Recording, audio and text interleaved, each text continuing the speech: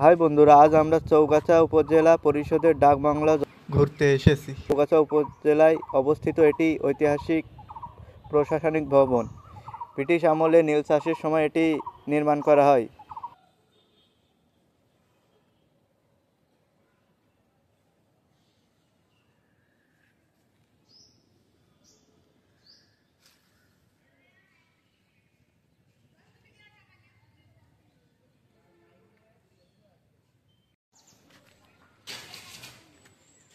অবসর সময় অনেক মানুষ আসে সময় কাটাতে, ঘুরতে।